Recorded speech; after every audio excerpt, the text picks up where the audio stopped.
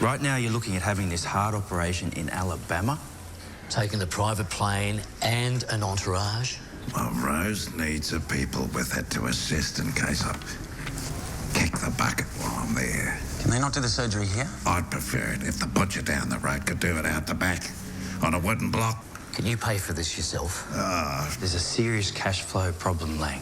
You could put it on your credit card. You're more personally, seriously in debt to this company than I think you realise, Lang. You wanted to know your expenditure on Rose.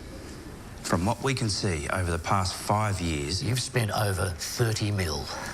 $30 million. You fellas know that I've worked the arse out of my pants since I was 14. Which accountant did you use for these figures? Right now, right this minute, there's no cash available for our main business. Sell something. The manganese. You need to curb outgoings, Lang.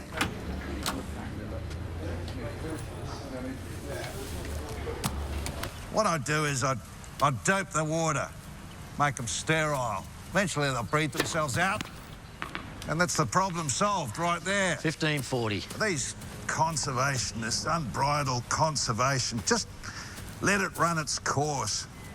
And then with there's millions of unemployed, they've run that much industry down, they bring the country to its knees. It's out. And in time, conservation will become a dirty word, just like mining is now. Double fault, my game. You sure, Lang? Double fault, it's my game. Let the fad pass. That'll do it. You right, mate? Yeah, I'm good. I'm good, mate. It's a big leap from using to trafficking. Excuse me, do you have just cause for this line of questioning, or are you just intimidating a young girl?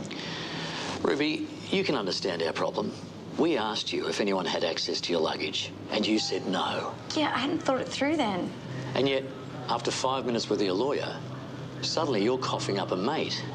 Well, I didn't think he'd do that to me, so I didn't want to get in trouble. Yeah, and she realises now how naive that was. Right. So, this is Steve Carmody, is that correct? Yes.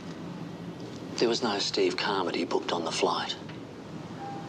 Yeah. That? No, go on, go ahead. Explain.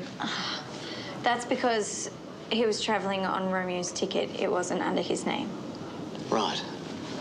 So you knew he was travelling under a false name. You saw him smoking marijuana, but you had no idea he had drugs on him? But the gunman is already having trouble with two of them. 82-year-old former tennis pro John O'Brien and barrister Stefan Balafoutis. Let me know if you need medicine.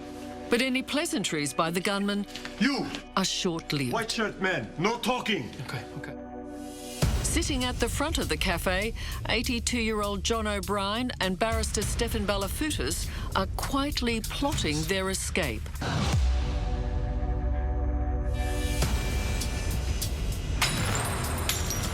Without warning, John and Stefan leap from their seats and bolt to the front door. Where were you on Monday night? Before you answer that, just ask yourself, did I make a call on my mobile that night? Did I pass a security camera? Did I leave a fingerprint, a hair, a bead of sweat? You are a sweater, aren't you? I was at Destin's. His wife had just died. He was heartbroken. It's Anna's blood. We've got DNA. That's her blood all over your pool table. She cut herself on a glass. She was pissed. Well, that's a lot of blood. Must have been a big cut. Did you take her to casualty? We were too drunk. We put her in a taxi. No, you didn't. We checked with the cab companies.